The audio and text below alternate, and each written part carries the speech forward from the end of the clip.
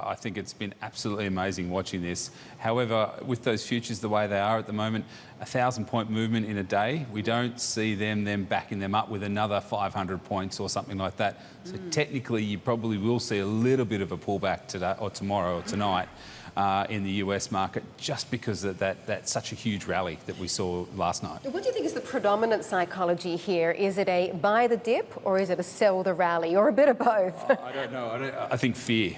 Just fear. Fear and greed. We've gone back to the human emotion, that distinct basic emotion of fear and greed. And, you know, buy the dip, yes, the dip has certainly been onto the downside, and we've got our fingers burned a lot of the times buying all the way down there, catching a falling knife, another analogy that we use. But however, I think fear is definitely gripping this market, and until that fear starts to turn and we start to see some kind of positive, we're going to be very, very volatile and very choppy down the bottom. So if we try and strategize for what the Asian market region will look like, say over the short to medium term, because of the fear factor, is it almost impossible? Because all the things that the policymakers are trying to do, does it just end up being basically like filling up a bucket that's got holes at the bottom? I agree, and a great analogy. I think it's got like when you're flying and there's an air pocket. You know, that's what we're in, the air pocket at the moment. We really don't have any kind of any strategy to go around it. I think the Asian markets, we saw some numbers. If you want to go back to numbers, the PMI numbers that we had in China the other day were probably some of the worst that we've seen in a long time. Hong Kong came out with some numbers of 30, 35 or something like that for PMI.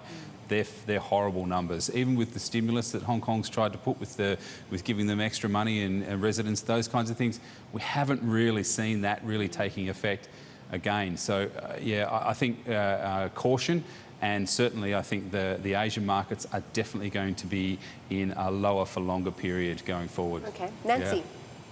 Adam, how much longer? Because as you bring up those PMI numbers, many are quick to say, okay, well, don't worry too much, because due to the big move to the downside, we'll see a very sharp rebound. But others are more cautious when it comes to predicting that. Where do you stand? I am cautious on it. I definitely see that overall the Asian markets, and we are seeing stimulus. You know, we are seeing governments starting to move to push. Yeah, the US market, the Australian, the Korean government putting some stimulus in overnight as well. Those kinds of things are going to help, but for how long? I'm really not too sure. If we look at the China case of the coronavirus, it started in January.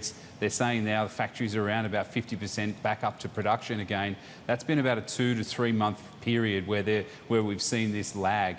I suspect we'll probably see that for the global market as well. So I think really coming into June, we'll still have some issues going forward. I think Asia will definitely start to fire up again, and China, the engine of the world, will start to fire up again. That's going to give us some more stimulus or some more confidence going forward.